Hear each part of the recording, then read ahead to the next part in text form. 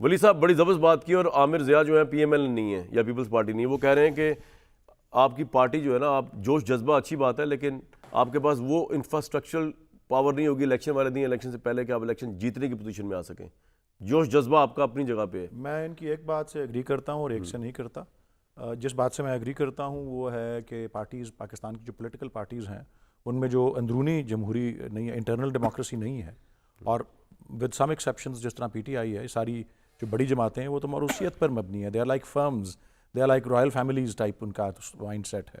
تو یس، اس کی وجہ سے پاکستان کے اندر جمہوری نظام کی کمزوری کی ایک بڑی وجہ پارٹیز کے اندر انٹرنل ڈیموکریسی کا نہ ہونا ہے. اور بائی دا وے اس میں کیونکہ پیلڈاٹ کا ادارہ ہے جو کہ جو ایک غیر جانبدار اور وہ ہے. اب کوئکلی میں وہ کہہ رہا ہوں الیکشن ڈے مینیج کرنے میں اس کو جواب دینے لگا تھا اور میں اسی کی طرف آ رہا ہوں.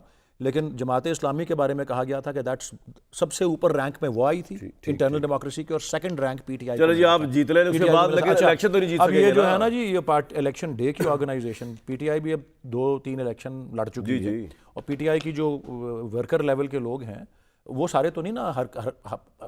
ٹھیک ہے کہ ہماری کلیم یہ ہے کہ 10,000 تک لوگ اریسٹڈ ہیں، لیکن جب آپ الیکشن میں اترتے ہیں وہاں پہ تو لاکھوں لوگوں کی ہوتی ہے. تو ہم کو الیکشن کا تجربہ بھی آ گیا ہوا ہے، نمبر 1 ورکر لیول پر، اور نمبر 2 ابھی تو الیکشن، میں نے پھر سے کہا ہے الیکشن آ تو جائے لیکن ہم دیگر پتہ نہیں وہ آپ کے ورکر تب تک گرفتار ہوں گے، روپوش ہوں گے، پاتال میں ہوں گے، لائک مائنڈڈ قسم کی اور قوتوں سے الائنس بھی کر سکتے ہیں. آپ کے ساتھ ان کی آرگنائزیشن کرنے کو تیار ہیں، آپ اکیلے ہی ہیں.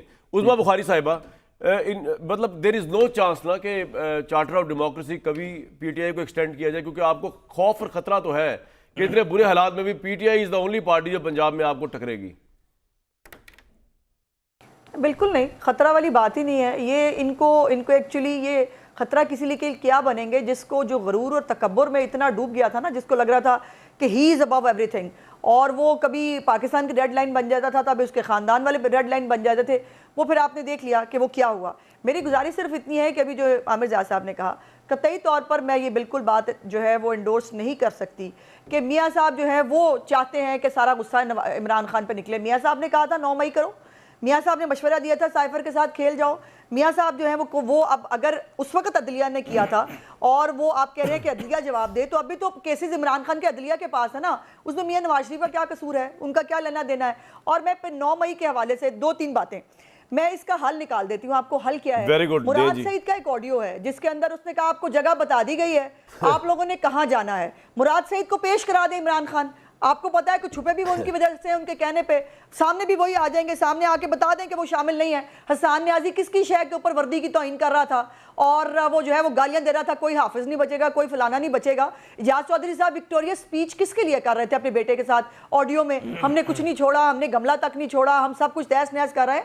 یہ تمام حقائق ہے پاکستان کے. پاکستان کی سیاسی جماعتوں نے بالکل اسٹیبلشمنٹ کے سیاسی رول پہ تنقید کی ہے، ہم نے بہت کی ہے، ہم اب بھی کریں گے اگر کبھی ہوگی. لیکن ہم ہم کو جلاؤ گھراؤ نہیں کریں گے، ہم کور کمانڈر ہاؤس کے اندر نہیں گھسیں گے، ہم شہدا کی تنصیبات کو جو ہے، اور ہم تو تنقید بھی صاف کر کے کرتے رہے ہیں. میاں نواز شریف صاحب یہ ذہن میں رکھیے. آپ کا پوائنٹ آ گیا. ولید صاحب، آپ کو لگتا نہیں کہ what a great opportunity is missed? Imran Khan صاحب نے جو بیانیہ بنایا، جس طرح یہ 9 مئی کے واقعات انفولڈ ہوئے، رائٹلی اور رانگلی اب وہ اس کیسز کے اندر پھنس چکے ہیں، اور وہ سائفر کا ہے، وہ 9 مئی کا ہے، وہ پتہ نہیں کون کون سے.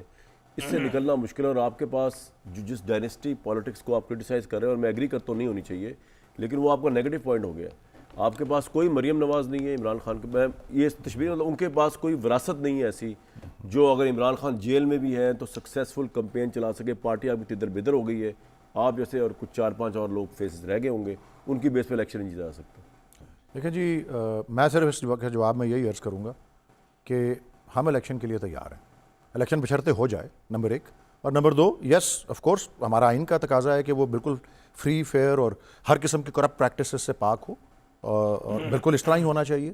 میں تو کہا نا کہ اگر آئین کے اوپر عمل نہ ہو تو جن ملکوں کے تحریری آئین ہیں وہ پھر ٹیرنی اور انرکی کی طرف، ظلم اور انتشار کی طرف چلے جاتے ہیں. آپ کی پارٹی میں اتنی ڈیموکریسی ہے کہ آپ یہ کرٹیسائز کر سکیں، اوپن بیٹھ کے ایک آبجیکٹیو انالیسس کر سکیں کہ میرا چیئرمین یہاں غلط تھا، کیونکہ مجھے تو آپ سے مل کے لگتا ہے ایسا کہ ان سے کوئی غلطی ہو ہی نہیں سکتی کبھی.